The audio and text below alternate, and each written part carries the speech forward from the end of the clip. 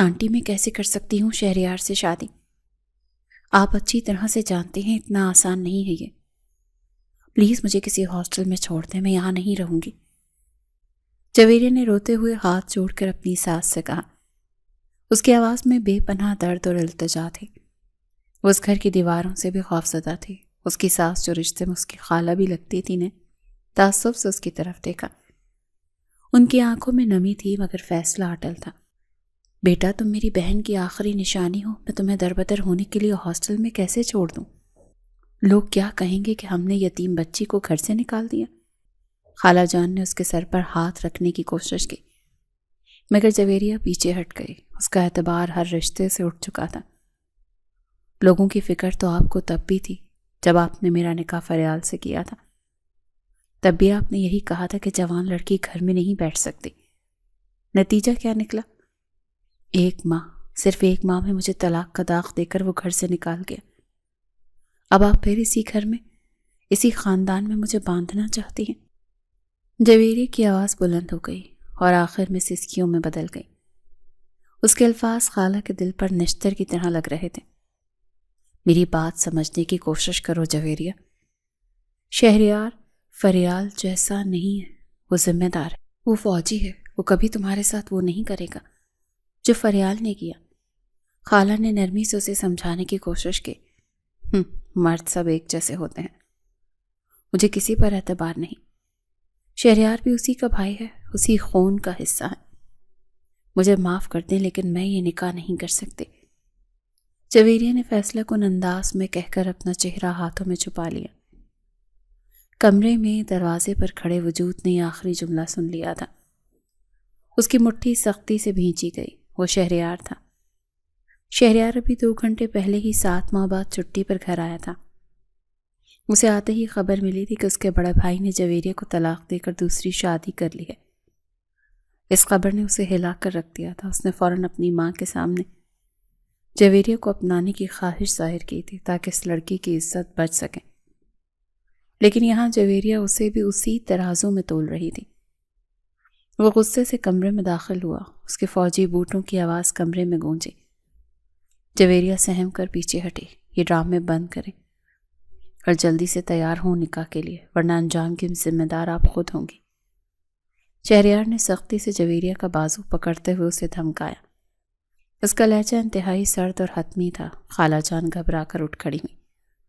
شہریار بیٹا آرام سے، وہ ڈری ہوئی ہے، ماں آپ خاموش رہیں۔ میں دیکھ رہا ہوں کہ آپ کی نرمی کا ناجائز فائدہ اٹھا رہی ہے۔ اسے لگ رہا ہے ہم اس کے آگے ہاتھ جوڑیں گے۔ شہریار نے ماں کو روک دیا اور دوبارہ جویریہ کی طرف دیکھا جو درد سے کرا رہی تھی۔ شہریار کی گرفت اس کے بازو پر لوہے کی طرح سخت تھی۔ چھوڑے مجھے، آپ کو کوئی حق نہیں پہنچتا مجھ پر زبردستی کرنے کا۔ میں انسان ہوں، کوئی جانور نہیں جسے آپ جیسی کھونٹے سے چاہیں گے باندھ دیں گے۔ جویریہ نے روتے ہوئے اپنا بازو چھڑوانے کی کوشش کی۔ اس کی آنکھوں میں خوف اور نفرت کے سائے لہرا رہے تھے۔ کیا برائی ہے مجھ میں؟ کیوں تم مجھ سے شادی کرنے کے لیے نہیں چاہتی؟ جب فریال کے لیے کہا گیا تھا تو تم فوراً مان گئی تھی۔ اب میرے نام پر تمہیں موت کیوں پڑ رہی ہے؟ شہریار کا غصہ 7ویں آسمان پر تھا۔ اسے اپنی توہین محسوس ہو رہی تھی۔ وہ یہ نہیں سمجھ پا رہا تھا کہ جویریہ انکار کیوں کر رہی ہے۔ کیونکہ میرا دل اجازت نہیں دیتا، میں ٹوٹ چکی ہوں۔ مجھ میں ہمت نہیں ہے دوبارہ اس آگ میں کودنے کی۔ جویریہ نے چیخ کر جواب دیا، تمہارا دل مانے یا نہ مانے، نکاح شام کو ہی ہوگا اور یہ میرا آخری فیصلہ ہے۔ شہریار نے اسے جھٹکے سے چھوڑ دیا۔ جویریہ لڑکھڑا کر بیڈ پر گری۔ شہریار بنا پیچھے مڑے کمرے سے باہر نکل گیا۔ جویریہ وہیں بیٹھ کر پھوٹ پھوٹ کر رو دی، جبکہ خالہ جان بے بسی سے اسے دیکھتی رہ گئیں۔ شام کا وقت تھا۔ گھر میں خاموشی چھائی ہوئی تھی۔ مولوی صاحب نکاح پڑھا رہے تھے۔ جویریہ میکانگی انداز میں ہاں کہہ چکی تھی۔ اس کا دل مردہ ہو چکا تھا۔ اس کے لیے یہ سب محض الفاظ تھے۔ اسے لگ رہا تھا کہ اس کی زندگی کا سودا دوسری بار ہو رہا ہے۔ نکاح کے بعد اسے شہریار کے کمرے میں پہنچا دیا گیا۔ یہ وہی کمرہ تھا جہاں وہ بچپن میں شہریار کے ساتھ کھیلا کرتی تھی، لیکن آج یہ کمرہ اسے کسی قید خانے سے کم نہیں لگ رہا تھا۔ وہ بیڈ کے کونے میں سمٹی بیٹھی تھی۔ اس کا پورا وجود کانپ رہا تھا۔ دروازہ کھلا اور شہریار اندر داخل ہوا۔ اس نے جویریہ کی طرف دیکھا جو گھٹنوں میں سر دیے بیٹھی تھی۔ شہریار کا غصہ اب تک ٹھنڈا ہو چکا تھا۔ اسے اب اپنی زبردستی پر پچھتاوا ہو رہا تھا، لیکن وہ جانتا تھا کہ جویریہ کو سنبھالنے کا اس کے علاوہ کوئی راستہ نہیں ہے۔ وہ آہستگی سے چلتا ہوا بیٹھ کے قریب آیا۔ جویریہ، اس نے نرمی سے اسے پکارا۔ جویریہ نے چونک کر سر اٹھایا۔ اس کی آنکھیں سوجی ہوئی تھیں اور چہرہ آنسوؤں سے تر تھا۔ شہریار کو اسے دیکھ کر دھچکا لگا۔ ایسے سوچا بھی نہیں تھا کہ وہ اس قدر ٹوٹی ہوئی ہوگی۔ میں نے کسی کا کیا بگاڑا تھا شہریار؟ کیوں مجھے بار بار آزمائش میں ڈالا جا رہا ہے؟ جویریہ کی آواز بھر آ گئی تھی۔ وہ شکوہ کناں نظروں سے اسے دیکھ رہی تھی۔ شہریار کو ایسا محسوس ہوا جیسے کسی نے اس کا دل مٹھی میں جکڑ لیا ہو۔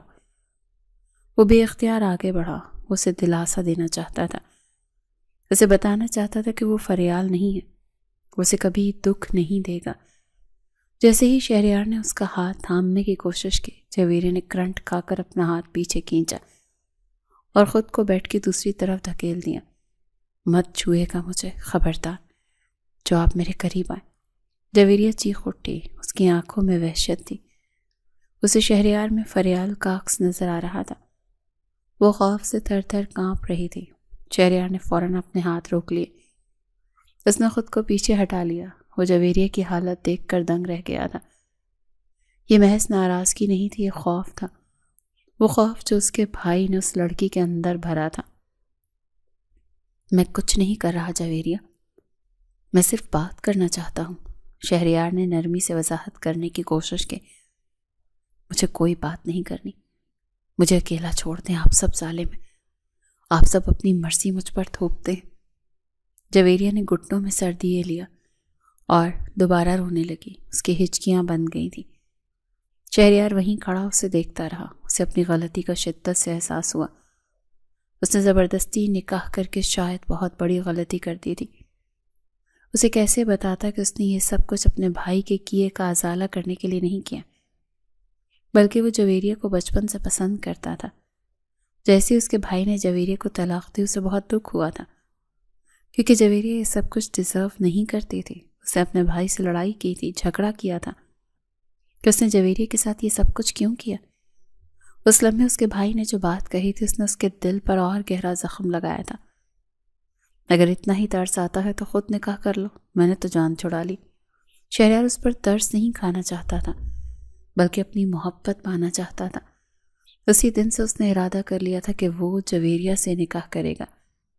جویریہ کی عدت پورے ہونے کے بعد اس نے اپنی ماں سے بات کی تو ماں بھی خوش ہو گئی تھی، اسی لیے وہ واپس لوٹا تھا، مگر اب حالات اس کی سوچ سے مختلف تھے۔ جویریہ اسے شوہر نہیں بلکہ ایک اور حاکم سمجھ رہی تھی۔ شہریار نے ایک گہری سانس لی۔ اس نے اپنا تکیہ اور کمبل اٹھایا۔ تم آرام کرو جویریہ، میں صوفے پر سو جاؤں گا۔ تمہیں مجھ سے ڈرنے کی ضرورت نہیں ہے، میں تمہاری مرضی کے بغیر تمہارے قریب نہیں آؤں گا، شہریار نے دھیمے لہجے میں کہا اور صوفے کی طرف بڑھ گیا۔ جویریہ نے حیرت سے سر اٹھا کر اسے دیکھا۔ اسے تو یقین نہیں آ رہا تھا کہ شہریار اتنی آسانی سے مان گیا ہے۔ فریال ہوتا تو شاید کبھی اس کی بات نہ سنتا۔ کمرے میں خاموشی چھا گئی۔ شہریار صوفے پر لیٹ گیا اور چھت کو گھورنے لگا۔ جویریہ بیڈ پر لیٹی تو تھی، مگر نیند بھی اس کی آنکھوں سے کوسوں دور تھی۔ اسے شہریار کی موجودگی میں عجیب سی الجھن میں مبتلا کر رہی تھی۔ رات کے کسی پہر جویریہ کی دبی دبی سسکیوں کی آواز دوبارہ ابھری۔ شہریار جو ابھی تک جاگ رہا تھا، اس کے دل میں کچھ ٹوٹا۔ کاش میں تمہیں اس لمحے سب کچھ بتا سکتا، تمہیں بتا سکتا کہ میں تم سے کتنی محبت کرتا ہوں۔ کاش تم میری بات سن سکتی اور میرے دل کا حال جان سکتی۔ شہریار نے دل ہی دل میں سوچا۔ وہ ایک دم سے اٹھ بیٹھا۔ جویریہ ابھی تک رو رہی تھی، اب اس سے برداشت نہیں ہو رہا تھا۔ اٹھ کر جویریہ کے قریب جا کر بیٹھ گیا۔ اس لمحے جویریہ نے جب اس کو خود کے قریب دیکھا تو ہڑبڑا کر بولی، میرے قریب آنے کی کوشش مت کرنا۔ شہریار کا دل جیسے مٹھی میں آ گیا۔ وہ جویریہ کو مزید دکھی نہیں کرنا چاہتا تھا، اس وجہ سے وہ خاموشی سے دوبارہ اٹھ کر صوفے پر جا کر لیٹ گیا۔ اس نے کوئی وضاحت نہیں دی، کوئی بات نہیں کی۔ وہ جان گیا تھا کہ ابھی الفاظ کا کوئی اثر نہیں ہوگا۔ وقت ہی شاید اس زخم کا واحد مرہم تھا۔ اگلی صبح جب جویریہ کی آنکھ کھلی تو وہ کمرے میں اکیلی تھی۔ شہریار وہاں موجود نہیں تھا۔ اس نے سکھ کا سانس لیا۔ وہ فریش ہو کر باہر نکلی تو لاؤنج میں خاموشی تھی۔ خالہ جان کچن میں تھی۔ ناشتے کی میز پر شہریار نظر نہیں آیا۔ جویریہ نے خالہ سے پوچھنے کی ہمت نہیں کی۔ دوپہر کے وقت شہریار گھر آیا۔ وہ وردی میں ملبوس تھا، اس کے چہرے پر سنجیدگی تھی۔ وہ سیدھا اپنے کمرے میں گیا اور اپنا بیگ تیار کرنے لگا۔ جویریہ دروازے میں کھڑی اسے دیکھ رہی تھی۔ میں واپس جا رہا ہوں، میری چھٹیاں ختم ہو گئی ہیں، شہریار نے اس کی طرف دیکھے بغیر کہا۔ وہ بیگ کی زپ بند کر رہا تھا۔ جویریہ خاموش رہی۔ اسے سمجھ نہیں آیا کہ کیا کہے۔ کیا اسے خوش ہونا چاہیے کہ وہ جا رہا ہے، یا پھر اسے کچھ کہنا چاہیے؟ شہریار اس کے قریب آیا۔ اس نے جیب سے ایک لفافہ نکال کر میز پر رکھا۔ یہ تمہارے اخراجات کے لیے، ماں کا خیال رکھنا اور اپنا بھی۔ اس نے ایک نظر جویریہ کے چہرے پر ڈالی۔ وہ کچھ کہنا چاہتا تھا، شاید اپنی محبت کا اظہار کرنا چاہتا تھا، لیکن جویریہ کی آنکھوں میں موجود اجنبیت نے اسے روک دیا۔ خدا حافظ، شہریار نے مختصر کہا اور تیزی سے باہر نکل گیا۔ جویریہ وہیں کھڑی رہ گئی۔ اسے شہریار کے جانے کے بعد عجیب سا خالی پن محسوس ہوا۔ وہ شخص جسے وہ ظالم سمجھ رہی تھی، اس نے جاتے ہوئے اسے ایک بار بھی ملامت نہیں کی۔ اس نے کوئی حق نہیں جتایا۔ جویریہ نے میز پر رکھے لفافے کو دیکھا۔ اس کے اندر عجیب سی کشمکش شروع ہو گئی تھی کہ اس نے شہریار کو سمجھنے میں غلطی کی تھی، یا یہ بھی مرد کی کوئی نئی چال تھی۔ دونوں کے درمیان رشتہ تو بن گیا تھا، لیکن دوری حد سے زیادہ تھی۔ شہریار اپنی ڈیوٹی پر واپس جا چکا تھا، لیکن جویریہ کے دل میں اس کے لیے اب بھی نفرت اور شک کے کانٹے چبھ رہے تھے۔ وہ نہیں جانتی تھی کہ آنے والا وقت اس کے لیے کیا فیصلہ لے کر آ رہا ہے، لیکن ایک بات تو طے تھی کہ یہ سفر اتنا آسان نہیں تھا۔ انسان اکثر اپنے ماضی کے تجربات کی اینک سے حال کو دیکھتا ہے، اور اسی وجہ سے وہ ان مخلص رشتوں کو بھی ٹھکرا دیتا ہے جو در حقیقت اس کے لیے مسیحا بن کر آتے ہیں۔ اعتبار ایک ایسی شے ہے جو ایک بار ٹوٹ جائے تو اسے دوبارہ جوڑنے میں صدیاں لگ جاتی ہیں، چاہے سامنے والا کتنا ہی سچا کیوں نہ ہو۔ شہریار کے جانے کے بعد گھر میں ایک عجیب سی ویرانی چھا گئی تھی۔ میز پر رکھا ہوا وہ لفافہ جویریہ کو منہ چڑھا رہا تھا۔ اس نے ابھی تک اسے ہاتھ بھی نہیں لگایا تھا۔ اسے لگ رہا تھا کہ اگر اس نے وہ پیسے استعمال کیے تو یہ چیز اس بات کا ثبوت ہوگا کہ اس نے شہریار کو شوہر مان لیا ہے اور وہ اپنا سودا کر چکی ہے۔ خالہ جان کچن سے کام ختم کر کے باہر آئیں تو جویریہ کو اسی طرح خاموش بیٹھے دیکھ کر ان کا دل دکھ سے بھر گیا۔ وہ آہستہ قدموں سے چلتی ہوئی اس کے پاس آئیں۔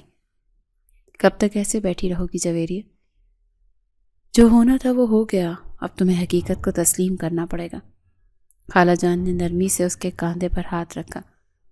جویریہ نے چونک کر خالہ کی طرف دیکھا۔ اس کی آنکھوں میں ابھی تک ویرانی تھی۔ کون سی حقیقت خالہ جان؟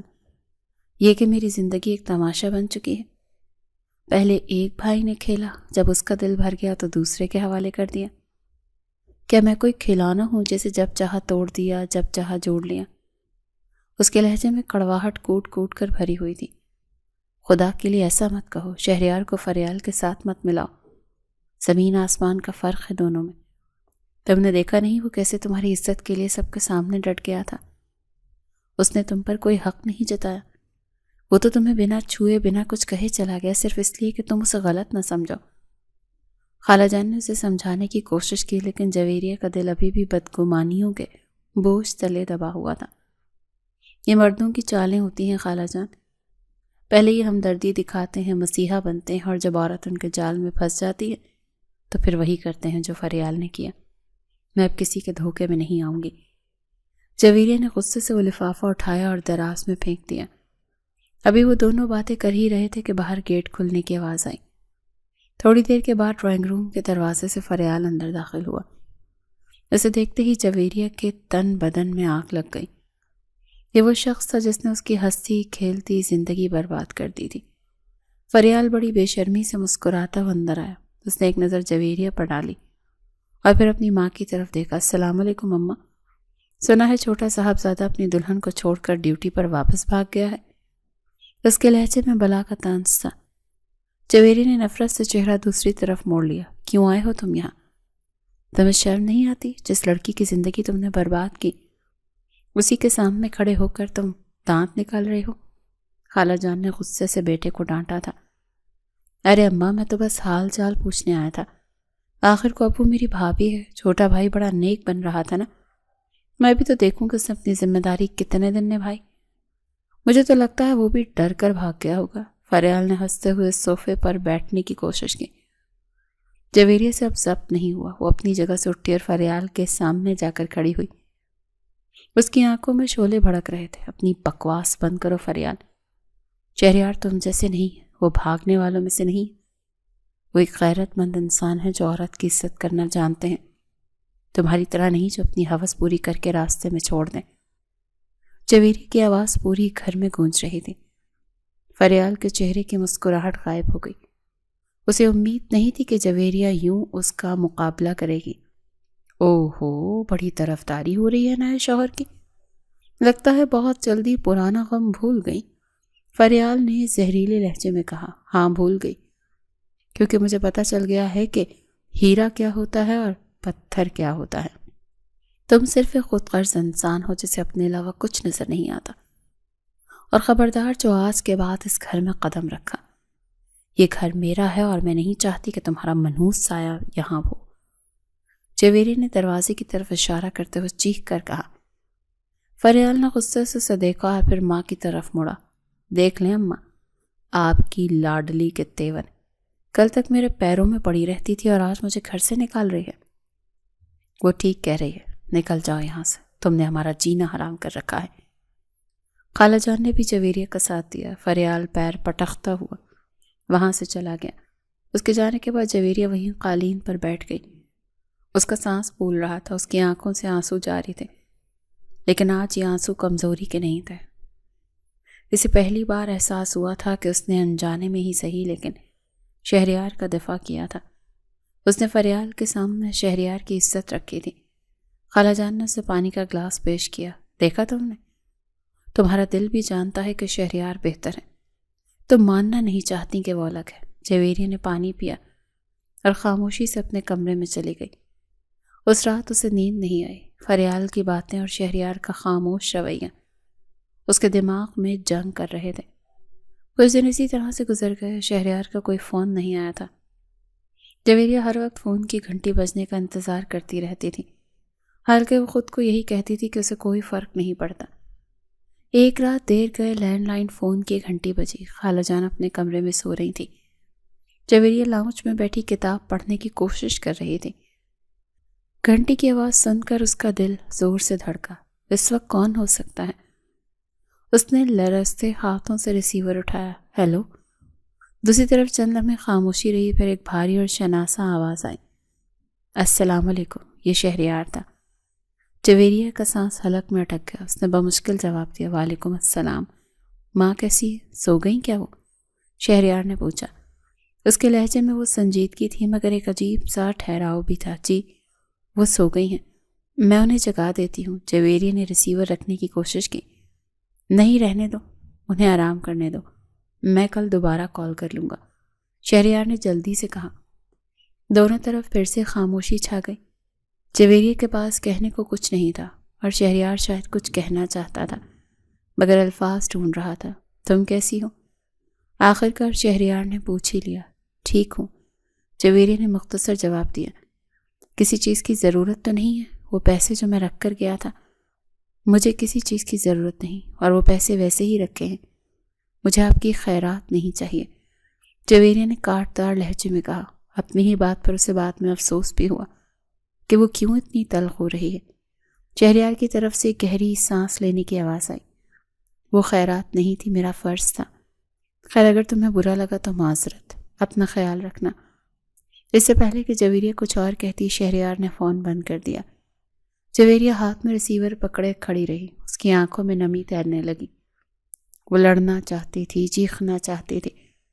وہ چاہتی تھی شہریار بھی اس سے لڑے، اس پر غصہ کرے، اپنا حق جتائے، لیکن وہ شخص جیسے پتھر کا بنا ہوا تھا۔ اتنی تلخی کے باوجود اس نے پلٹ کر جواب نہیں دیا۔ اگلے دن صبح ناشتے کی میز پر جویریہ نے خالہ جان سے ایک اہم بات کی۔ خالہ جان، میں گھر میں فارغ بیٹھ کر پاگل ہو جاؤں گی، میں نوکری کرنا چاہتی ہوں۔ خالہ جان کے ہاتھ سے نوالا گر گیا۔ یہ تم کیا کہہ رہی ہو؟ نوکری کی کیا ضرورت ہے؟ اللہ کا دیا سب کچھ تو ہے، شہریار بھیج تو رہا ہے خرچہ۔ بات خرچے کی نہیں ہے، بات میرے سکون کی ہے۔ فریال کی راتیں اس گھر کی دیواروں میں مجھے کاٹتی ہیں۔ مجھے کچھ وقت کے لیے اس ماحول سے باہر نکلنا ہے، مجھے خود کو مصروف کرنا ہے، ورنہ میں ذہنی مریض بن جاؤں گی، جویریہ نے اٹل لہجے میں کہا۔ لیکن بیٹا شہریار کیا کہے گا؟ اس کی اجازت کے بغیر تم گھر سے کیسے نکلو گی؟ خالہ جان نے پریشانی سے کہا۔ وہ یہاں نہیں ہے، اور اگر ہوتا بھی تو مجھے اس کی اجازت کی ضرورت نہیں ہے۔ یہ میری زندگی ہے، میں نے اپنی سی وی تیار کر لی ہے، آج میں ایک اسکول میں انٹرویو کے لیے جا رہی ہوں۔ جویریہ نے اپنی بات ختم کی اور اٹھ کر کھڑی ہوئی۔ خالہ جان اسے روکنا چاہتی تھی، لیکن وہ جانتی تھی کہ جویریہ اس وقت جس ذہنی کیفیت سے گزر رہی ہے اسے روکنا مزید بگاڑ کا باعث بنے گا۔ جویریہ تیار ہو کر اپنی فائل سینے سے لگائے گھر سے باہر نکلی۔ کھلی فضا میں آ کر اسے تھوڑا سکون محسوس ہوا۔ وہ خود کو ثابت کرنا چاہتی تھی، وہ دنیا کو دکھانا چاہتی تھی کہ وہ ایک کمزور عورت نہیں ہے جو طلاق کے بعد ٹوٹ کر بکھر جائے گی۔ اس نے سارا دن مختلف اسکولوں اور دفتروں کے چکر لگائے تھے۔ تھکن سے اس کا برا حال تھا، لیکن گھر واپس جانے کا دل نہیں کر رہا تھا۔ شام کے سائے گہرے ہونے لگے تو وہ گھر کی طرف لوٹی۔ جیسے ہی وہ گھر میں داخل ہوئی، خالہ جان فون پر کسی سے باتیں کر رہی تھی۔ اس کے چہرے پر ہوائیاں اڑی ہوئی تھیں۔ جویریہ کو دیکھتے ہی انہوں نے جلدی سے فون بند کر دیا۔ کیا ہوا خالہ جان، سب خیر تو ہے نا؟ جویریہ نے پانی کا گلاس اٹھاتے ہوئے پوچھا۔ وہ شہریار کا فون تھا بیٹا، خالہ جان کی آواز میں گھبراہٹ تھی۔ جویریہ کا ہاتھ رک گیا۔ کیا کہہ رہا تھا وہ؟ اس نے پوچھا تھا تم کہاں ہو، میں نے اسے بتا دیا کہ تم نوکری کی تلاش میں گئی ہو۔ خالہ جان نے ڈرتے ڈرتے بتایا۔ تو کیا کہا اس نے؟ غصہ کیا ہوگا کہ گھر کی عزت باہر کیوں نکلی۔ جویریہ نے طنزی انداز میں پوچھا۔ نہیں، اس نے غصہ نہیں کیا، بس اتنا کہا کہ اگر وہ یہی چاہتی ہے تو اسے کرنے دیں۔ لیکن خالہ جان بات کرتے کرتے رک گئی۔ لیکن کیا خالہ جان؟ اس نے کہا شہر کے حالات ٹھیک نہیں ہیں، وہ اکیلی کہاں کہاں دھکے کھائے گی، میں اسے وہاں بلا لیتا ہوں تو اچھا تھا۔ جویریہ نے یہ سن کر زور سے گلاس میز پر رکھا۔ میں کہیں نہیں جاؤں گی ان کے پاس، میں یہیں رہوں گی اور یہیں کام کروں گی۔ انہیں کہہ دیجیے گا کہ میری فکر کرنے کی ضرورت نہیں۔ جویریہ غصے سے اپنے کمرے میں چلی گئی، لیکن اندر سے وہ ہل کر رہ گئی۔ اسے امید تھی کہ شہریار روکے گا، پابندی لگائے گا، لیکن اس شخص نے اسے آزادی دی تھی۔ وہ اس کی خواہش کا احترام کر رہا تھا، باوجود اس کے کہ وہ اس کے نکاح میں تھی۔ رات کے سناٹے میں جویریہ سوچنے لگی، کیا وہ واقعی شہریار کو غلط سمجھ رہی ہے؟ کیا واقعی دنیا میں ایسے مرد ہوتے جو اپنی بیوی کو اپنی ملکیت سمجھنے کے بجائے ایک انسان سمجھے؟ اس کے دل میں شہریار کے لیے جو نفرت کی دیوار تھی، اس میں ایک ہلکی سی دراڑ پڑ چکی تھی۔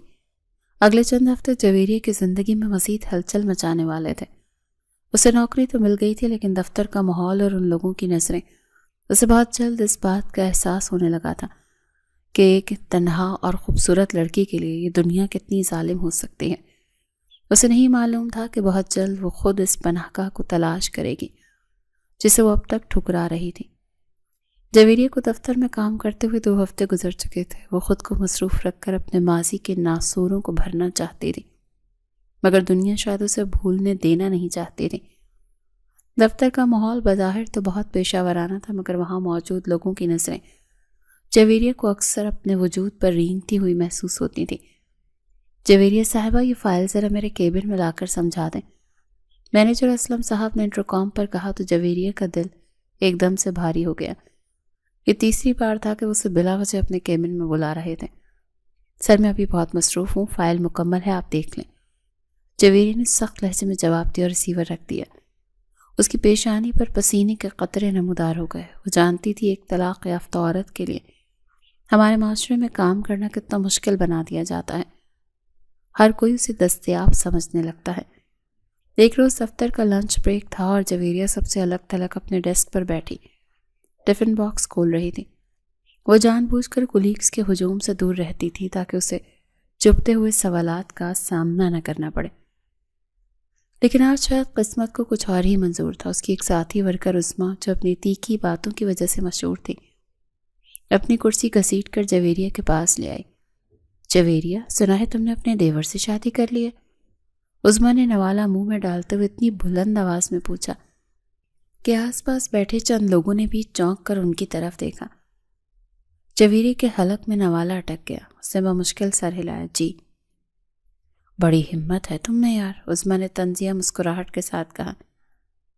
میں تو سوچ بھی نہیں سکتی کہ جس گھر سے ایک بار دھکے دے کر نکالا گیا ہو، اسی گھر میں دوبارہ دلہن بن کر کیسے جایا جا سکتا ہے، اور وہ بھی سابقہ شوہر کے بھائی کے ساتھ.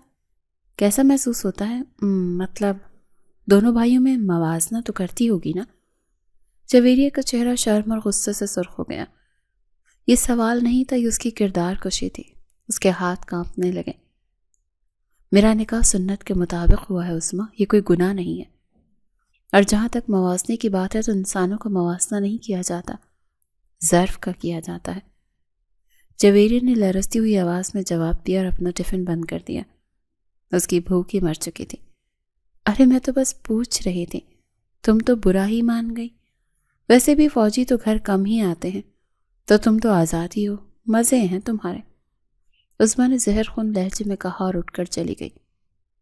جویریہ اپنی جگہ پر جم سی گئی. اس کا دل چاہ رہا تھا کہ وہ دھاڑے مار مار کر روئے. اسے لگا تھا کہ گھر کی چار دیواری سے باہر نکل کر اس نے پناہ نہیں ڈھونڈی بلکہ خود کو بھیڑیوں کے آگے ڈال دیا ہے. وہ واش روم میں جا کر آئینے کے سامنے کھڑی ہو گئی. اس کی آنکھوں سے آنسو جاری تھے. شام کو جب وہ تھکی ہاری گھر پہنچی تو خالہ جان ہمیشہ کی طرح اس کی منتظر تھیں. ان کے ہاتھ میں موبائل فون تھا. آ گئی میری بچی، بہت تھک گئی ہوگی. خالہ جان نے آگے بڑھ کر اس کے ہاتھ سے بیگ لیا. جویریہ نے بمشکل مسکراہٹ لبوں پر سجائی. بس خالہ جان، عادت ہو جائے گی. آپ بتائیں طبیعت کیسی ہے؟ ارے میری طبیعت تو ٹھیک ہے، بس تمہاری ہی فکر لگی رہتی ہے. ابھی شہریار کا فون آیا تھا. خالہ جان نے یہ جملہ بہت احتیاط سے کہا اور جویریہ کے چہرے کے تاثرات جانچنے لگی. شہریار کا نام سنتے ہی جویریہ کے ہاتھ رک گئے. کیا کہہ رہے تھے وہ؟ جویریہ نے لاپرواہی ظاہر کرنے کی کوشش کی مگر اس کا دل زوروں سے دھڑک رہا تھا. وہ بہت پریشان تھا. کہہ رہا تو شہر کے حالات ٹھیک نہیں ہیں. جویریہ اکیلی آتی جاتی ہے، مجھے فکر لگی رہتی ہے. تم اسے کہو کہ وہ کام چھوڑ دے، میں یہاں سب سنبھال رہا ہوں. خالہ جان نے شہریار کا پیغام پہنچایا. جویریہ کے تن بدن میں ایک بار پھر آگ لگ گئی. اسے لگا کہ شہریار اس کی آزادی چھیننا چاہتا ہے. وہ ابھی بھی اسے وہی روایتی شوہر سمجھ رہی تھی جو بیوی کو چار دیواری میں قید رکھنا چاہتا ہے.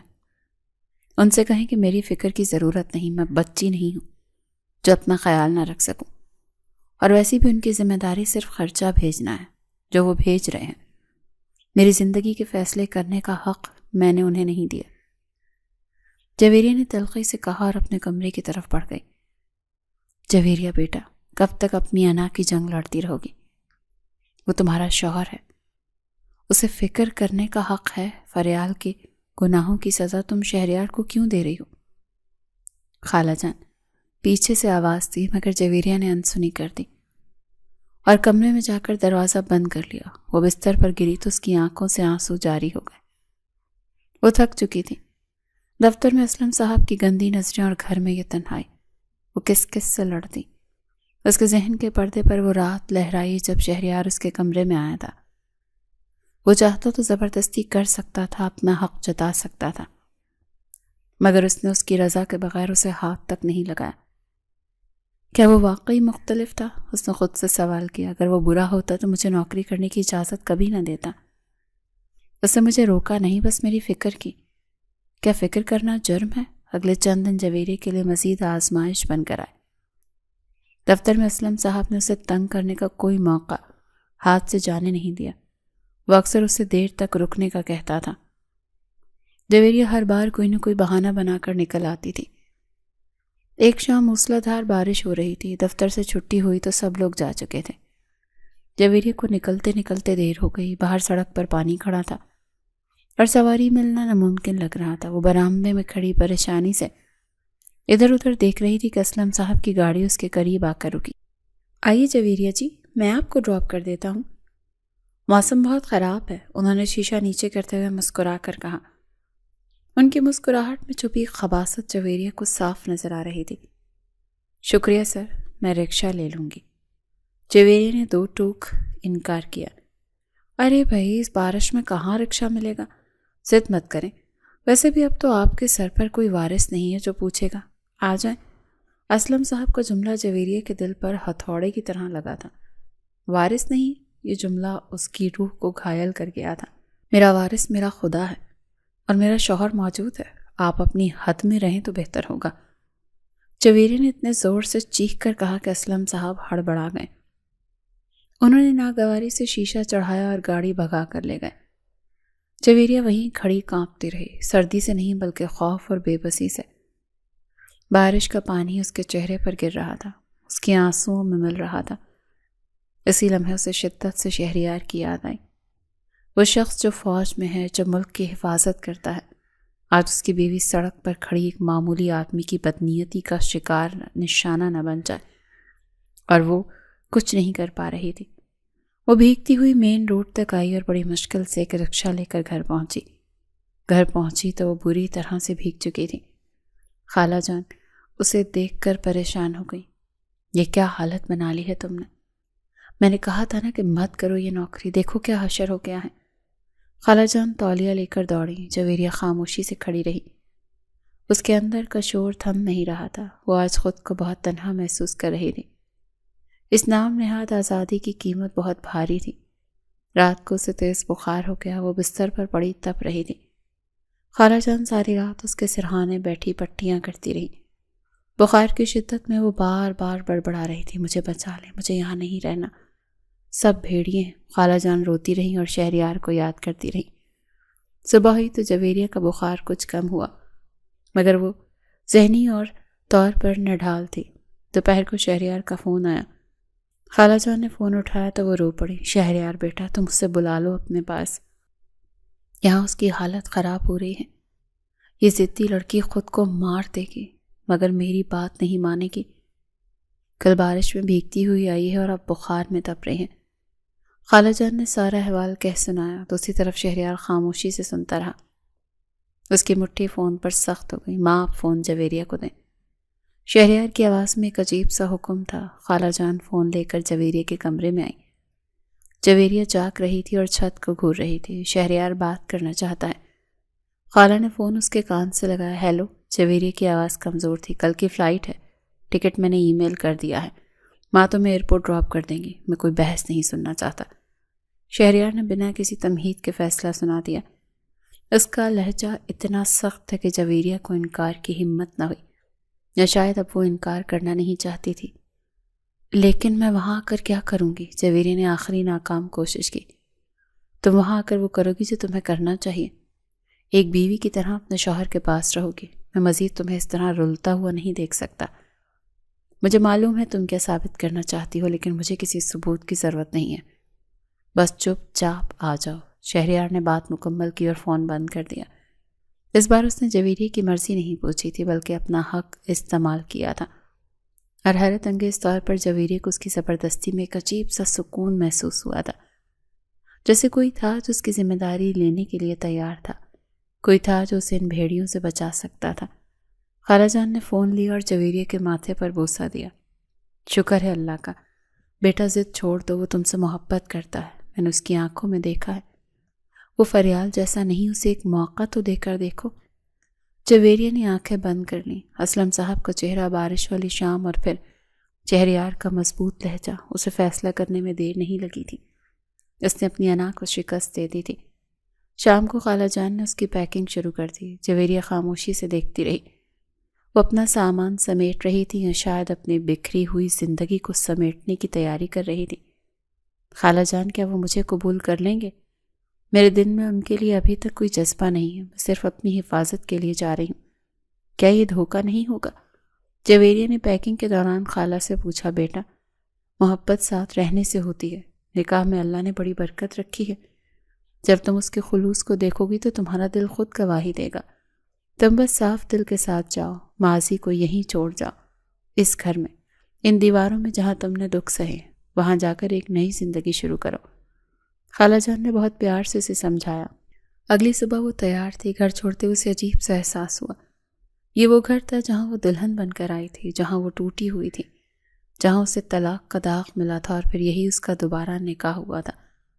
آج وہ اس گھر کو ہمیشہ کے لیے چھوڑ رہی تھی۔ فریال کا خیال آتے ہی اس کے ماتھے پر شکن آئی، لیکن پھر اس نے سر جھٹک دیا۔ فریال اب اس کا ماضی تھا، ایک برا خواب، اور شہریار اس کا مستقبل تھا، ایک بند کتاب کی طرح جسے پڑھنا بھی باقی تھا۔ ٹیکسی میں بیٹھتے وقت اس نے آخری بار اپنے مائکے کی گلیوں کو دیکھا۔ وہ انجانے خوف اور انجانی امید کے سنگم پر کھڑی تھی۔ کیا شہریار واقعی ویسا ہی ہوگا جیسا خالہ جان کہتی ہیں، یا وہاں اس کا مقدر تنہائی ہی ہوگا؟ ایئرپورٹ کے راستے میں خالہ جان مسلسل اسے نصیحتیں کرتی رہی۔ جویریہ ہوں ہاں کرتی رہی، اس کا ذہن کہیں اور تھا۔ وہ سوچ رہی تھی کہ شہریار سے سامنا کیسے ہوگا۔ 6 ماہ گزر چکے تھے۔ ان 6 مہینوں میں ان کے درمیان سوائے چند رسمی جملوں کے کچھ نہیں ہوا تھا۔ پہنچتے ہی فون کرنا اور شہریار کا خیال رکھنا۔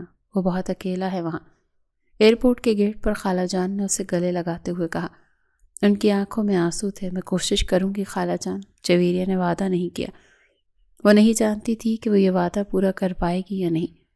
وہ بورڈنگ پاس لے کر ویٹنگ لاؤنج میں بیٹھی رہی۔ اس کے ارد گرد لوگ اپنے پیاروں سے باتیں کر رہے تھے، ہنس رہے تھے، مگر وہ تنہا بیٹھی تھی۔ اس کے موبائل کی اسکرین روشن ہوئی۔ شہریار کا میسج تھا، فلائٹ میں بیٹھتے ہی بتا دینا، میں لینے آؤں گا۔ انتہائی مختصر پیغام، کوئی محبت کا اظہار نہیں، کوئی بے تابی نہیں، بس ایک ذمہ داری۔ جویریہ نے ایک لمبی سانس لی۔ شاید یہی بہتر تھا۔ اگر وہ محبت کے دعوے کرتا تو شاید جویریہ کو جھوٹ لگتا۔ اس کا یہ روکھا پن ہی شاید اس کی سچائی تھی۔ جہاز فضا میں بلند ہوا تو جویریہ نے نیچے شہر کی روشنیوں کو دیکھا۔ وہ اپنی تمام تلخیوں، تمام خوف اور تمام شکوک کو پیچھے چھوڑ کر جا رہی تھی۔ بادلوں کے اوپر سفر کرتے اسے لگا شاید اس کی زندگی کا موسم بھی بدلنے والا ہے۔ منزل قریب آ رہی تھی، دل کی دھڑکنیں تیز ہو رہی تھیں۔ وہ ایک اجنبی دیس میں ایک ایسے شخص کے پاس جا رہی تھی جو کاغذوں میں تو اس کا شوہر تھا مگر حقیقت میں ایک اجنبی تھا۔ لیکن اس اجنبی نے اس وقت ہاتھ بڑھایا تھا جب سب نے ہاتھ کھینچ لیے تھے۔ جہاز کے پہیے زمین سے ٹکرائے تو جویریہ نے آنکھیں کھولیں۔ سفر تمام ہوا۔ اب امتحان شروع ہونے والا تھا۔ وہ اپنی سیٹ بیلٹ کھولتے ہوئے خود کو تیار کر رہی تھی۔ اے اللہ، میرے نصیب اچھے کرنا، مجھے رسوا نہ کرنا۔ اس نے دل ہی دل میں دعا مانگی اور اپنا ہینڈ بیگ کاندھے پر ڈال کر باہر نکلنے لگی۔ وہ نہیں جانتی تھی کہ باہر نکلتے ہی اس کی زندگی کا سب سے خوبصورت باب اس کا منتظر ہے۔ وہ جس استقبال کی توقع کر رہی تھی، حقیقت اس سے کہیں زیادہ مختلف اور حسین ہونے والی تھی۔ وہ جب لاؤنج میں پہنچی تو اس کی نظریں ادھر ادھر بھٹکنے لگیں۔ اچانک اس کی نظر ایک ستون کے پاس کھڑے شخص پر پڑی۔ وہ شہریار تھا، سیاہ رنگ کے شلوار قمیص میں ملبوس، کاندھے پر چادر ڈالے۔ وہ ہجوم میں بھی سب سے الگ لگ رہا تھا۔ جیسے ہی شہریار کی نظر جویریہ پر پڑی، اس کے چہرے پر ایک اطمینان آ گیا۔ وہ تیز قدموں سے اس کی طرف بڑھا۔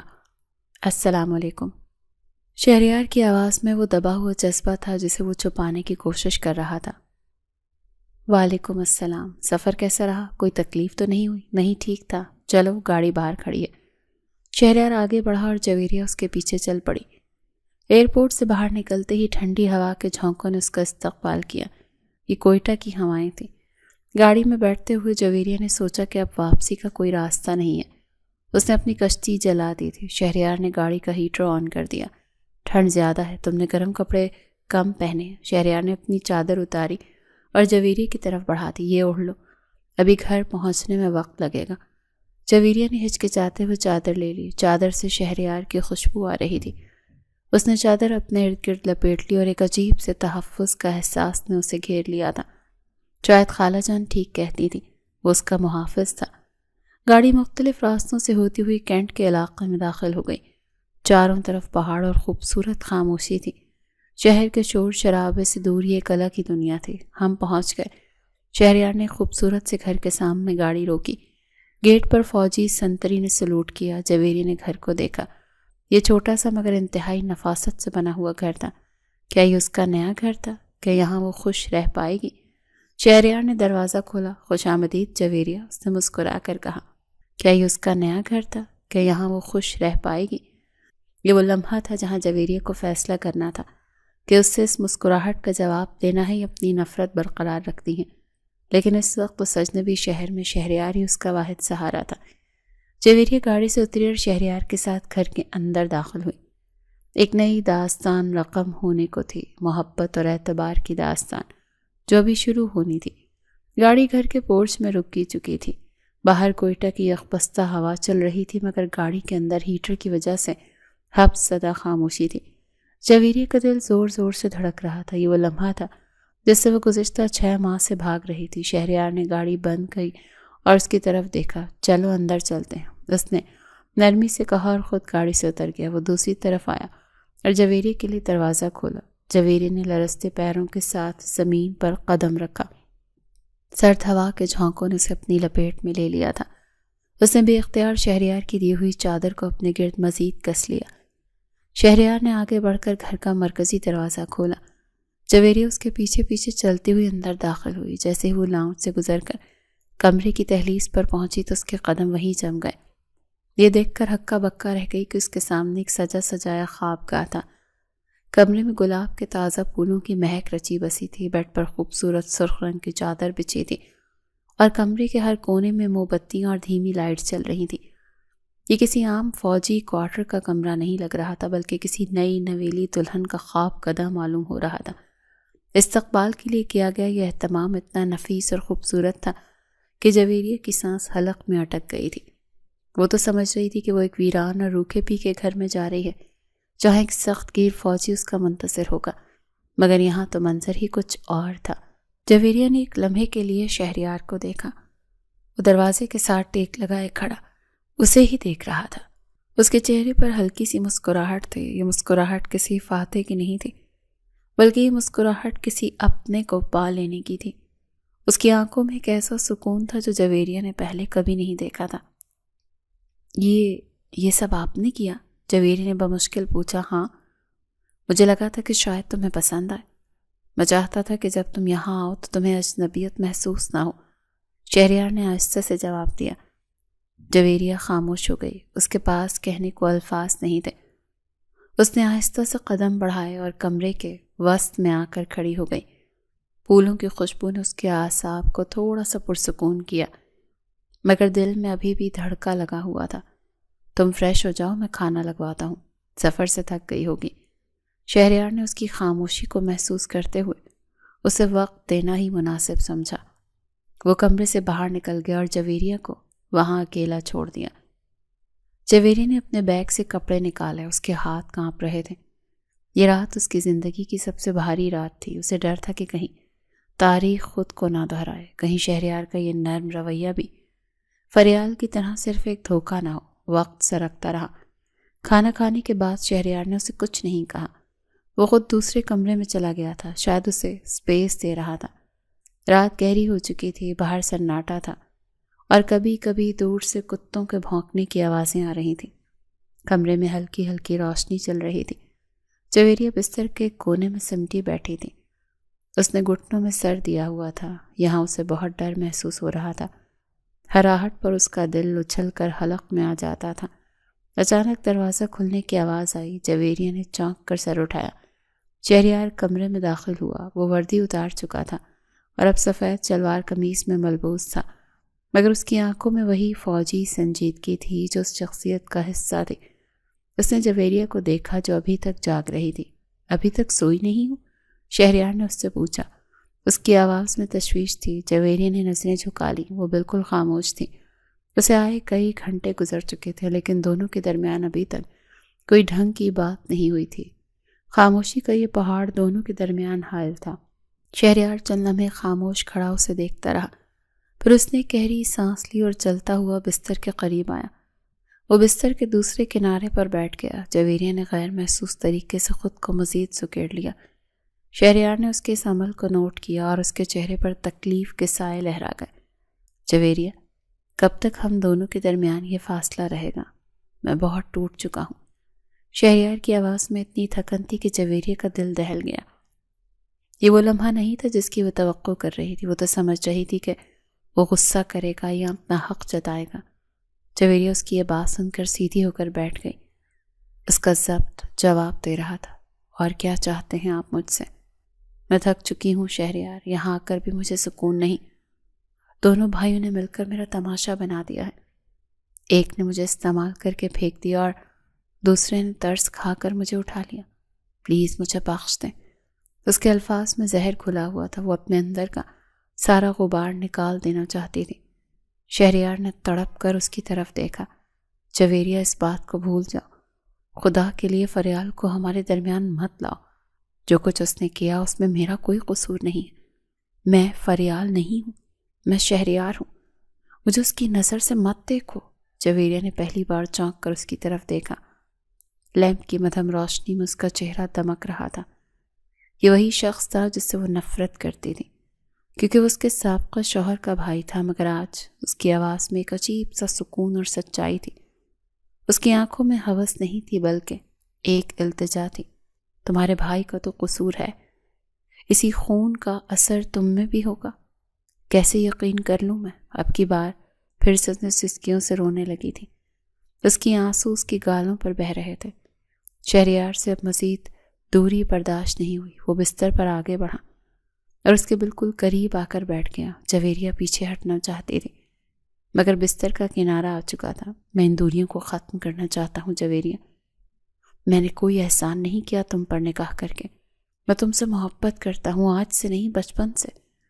شہریار کے منہ سے نکلنے والے ان الفاظ نے جویریہ کو ساکت کر دیا۔ کمرے میں ایک لمحے کے لیے مکمل سناٹا چھا گیا۔ صرف گھڑی کی ٹک ٹک سنائی دے رہی تھی۔ میں تم سے صرف یہی ایک بات بتانا چاہتا ہوں، وہ بات جو تم سننا ہی نہیں چاہتی۔ میں نے تمہیں ترس کھا کر نہیں اپنایا، بلکہ میں نے اپنی محبت کو حاصل کیا ہے۔ شہریار نے جھکی ہوئی نظروں کے ساتھ اعتراف کیا۔ اس لمحے جویریہ کا دل عجیب طریقے سے دھڑکا تھا۔ ماضی کا ایک دریچہ اس کے ذہن میں کھلا۔ وہ بھی تو شہریار کو بچپن سے پسند کرتی تھی۔ جب وہ چھت پر پتنگ اڑاتا تھا وہ چھپ چھپ کر اسے دیکھا کرتی تھی۔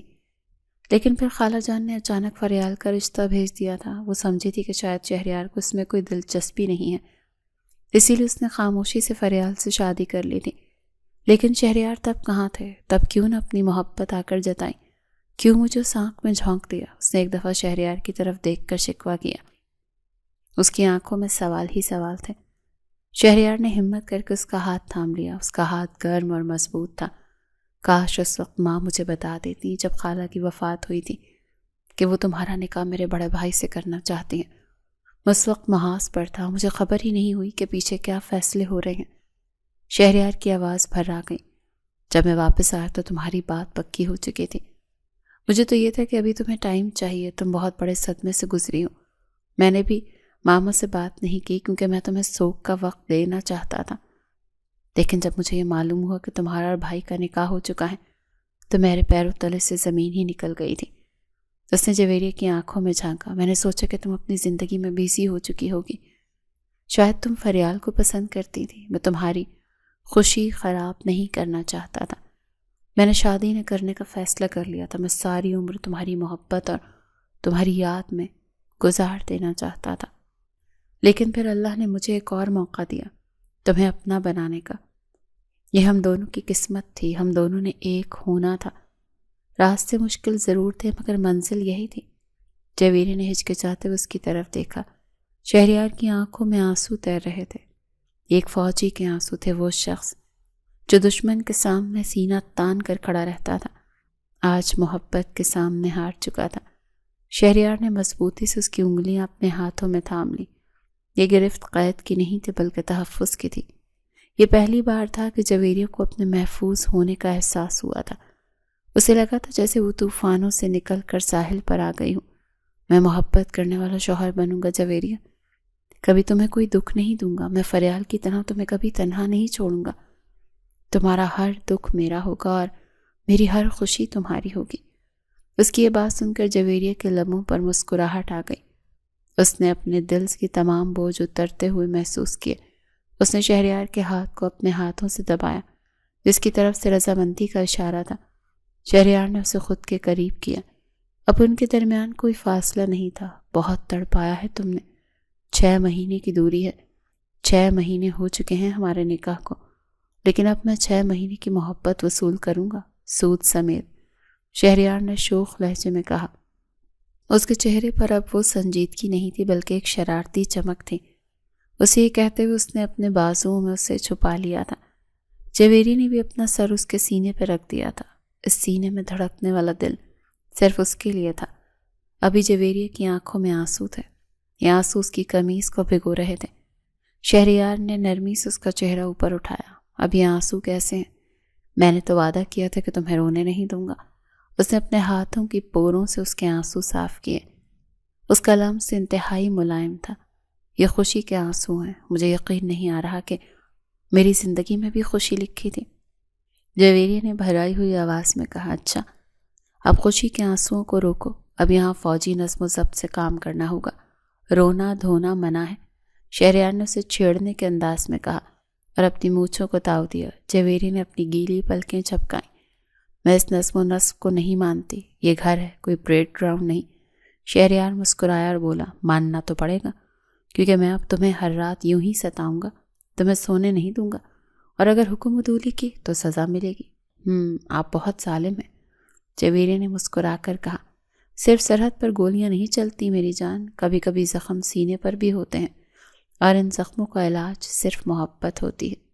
اسے اپنے سینے پر ہاتھ رکھتے ہوئے بولا، یہاں تمہاری جدائی کا زخم تھا، اب تم آ گئی ہو تو یہ بھر جائے گا۔ جویریہ کھل کھلا کر ہنسی۔ اس کی ہنسی کمرے میں جل ترنگ کی طرح گونجی۔ آپ تو اپنے رومانٹک سین میں بھی اپنے فوجی نظم و ضبط کو نہیں بھولتے، اور کمرے میں بھی فوجی ہونے کا ثبوت دے رہے ہیں۔ اس لمحے دونوں کھل کھلا کر ہنسے۔ کمرے کی فضا سے تمام تناؤ ختم ہو چکا تھا، ماضی کے سائے چھٹ چکے تھے، اور ایک روشن مستقبل ان کے سامنے تھا۔ شہریار نے جھک کر اس کی پیشانی پر بوسہ دیا۔ یہ میری مہر ہے، اب تم میری ہو، ہمیشہ کے لیے۔ اب کی بار اس نے اپنی مہر محبت اس کی پیشانی پر ثبت کی تھی۔ باہر ہوا کا شور اب بھی تھا، مگر کمرے کے اندر صرف محبت کی گرمائش تھی۔ زخم بھر چکے تھے اور مرہم رکھا جا چکا تھا۔ زندگی نے انہیں ایک نئے موڑ پر لا کھڑا کیا تھا، جہاں صرف سکون اور چاہت تھی۔ جویریہ نے آنکھیں موند لیں اور خود کو مکمل طور پر شہریار کے حوالے کر دیا۔ اسے اپنا گھر، اپنا ٹھکانہ اور اپنی منزل مل چکی تھی۔